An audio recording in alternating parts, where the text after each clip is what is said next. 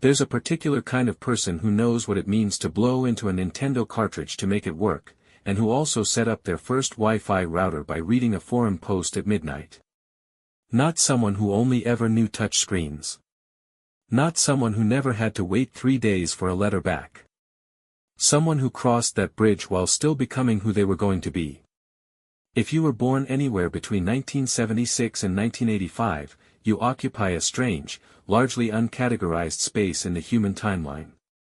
And that strangeness, it turns out, says everything. The term Xennials first surfaced around 2014, coined by sociologist Sarah Stancourt to describe a microgeneration wedged between Gen X and the Millennials, roughly 1977 to 1985. Some demographers prefer a different label, the Oregon Trail generation, borrowed from the computer game that showed up on chunky monitors in elementary school classrooms. You hunted for food, managed cholera, forded rivers you probably shouldn't have. Limited resources. Unpredictable outcomes. Make a call and live with it. As metaphors go, it's almost too on the nose. Most frameworks for understanding generations deal in wide brushstrokes. Decades-long arcs. Xennials don't fit that mold, maybe 8 or 9 years wide, less a generation than a specific cultural moment frozen in amber. What occurred inside that window, and the precise timing of it, created something no blunt demographic category can fully account for. Not because this group is somehow elevated, but because of a collision, the right people, the right age, the wrong era, all at once. Consider what daily life actually demanded before the internet arrived. You had to be somewhere on time because there was no way to say you were running 5 minutes behind. Plans were made in advance and kept, or quietly held against you. You called a house phone, and whoever answered was whoever answered. If no one picked up, you called back later. If you had an argument with someone at school and went home, that argument stayed there until you returned. It didn't follow you into your bedroom, buzzing on a device on your nightstand.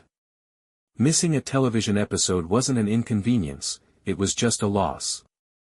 You'd catch pieces of it through other people's retellings, and the version that lived in your head became its own thing entirely. And the careless moments, the dumb things said, the fights that got out of hand, the cringe-worthy chapters of adolescence, those faded. Gradually, mercifully, the way all things do when no algorithm is keeping them pinned to the top. Memory, left alone, is a generous editor. It softens what it keeps and lets go of what no longer serves you. A childhood experience that way could eventually be reshaped into a story. Not a record. Not evidence. A story you get to tell. Then, right around the time adulthood was starting to take shape, everything inverted.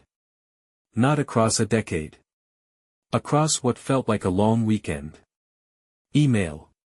Mobile phones. Friendster.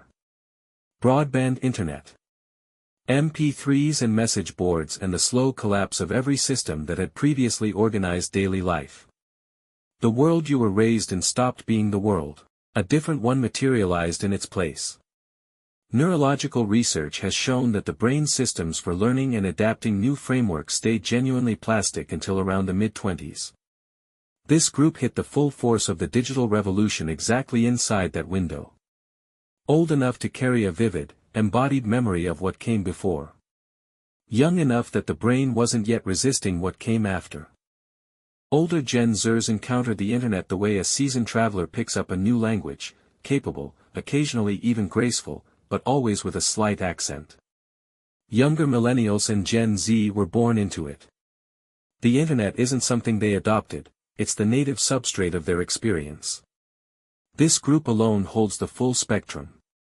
You know what genuine disconnection felt like, the particular freedom of leaving the house and becoming unreachable, and you also navigated every new platform, every new interface, every new set of social rules without treating it like a threat. Not because you're unusually gifted. Because the developmental window was open. And then it closed. There's a dimension of this that rarely gets discussed directly. This generation stepped into early adulthood right as the dot-com bubble burst. First jobs. First leases. First serious attempts to build something resembling a grown-up life, and the floor gave way almost immediately. Recovery was slow, methodical, unglamorous. And then, just as stability seemed within reach, 2008 hit. Economists have a name for this, the scarring effect. Economic trauma in your formative career years doesn't just leave a financial impact. It rewires behavior in ways that persist long after conditions improve. You can trace it in the habits that never quite went away. The savings account that always feels one withdrawal from inadequate.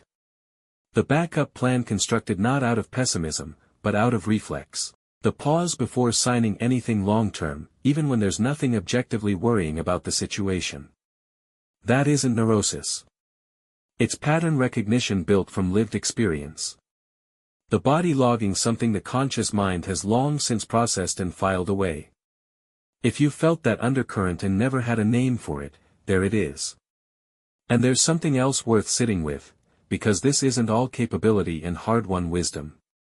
In most professional and social environments, this group tends to become the default translator. On one side, older colleagues oriented toward structure, institutional loyalty, formal process.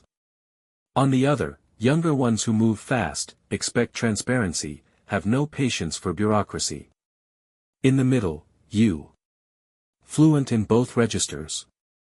Smoothing the friction. Making things work. From the outside, this looks like leadership. Sometimes it is. But there's a cost to being the permanent go-between that rarely gets named out loud. Psychologists call it emotional labor, the ongoing, often invisible work of managing dynamics so others don't have to. The people who carry it longest are usually the ones who've stopped noticing it. It becomes indistinguishable from personality. Just how you are. Just what you do. Which is exactly how it avoids getting examined. If you've spent years being the dependable one, the person things don't fall apart around, and noticed a quiet, bone-deep tiredness underneath that you couldn't quite source, that's not a character flaw. That's the accumulated weight of holding things together without ever setting them down. Return for a moment to that VHS tape. The person who rewound it, who then figured out Napster a few years later without being shown, wasn't doing that out of exceptional adaptability.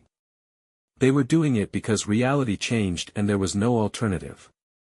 The world moved. They moved with it, without performing the transition. Without mourning what was lost so loudly it became an identity. The version of themselves that came before didn't get overridden, it just became the foundation beneath the next version. That's quieter than it might sound. And considerably rarer than it looks.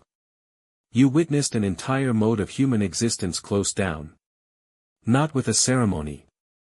Not with a defined endpoint.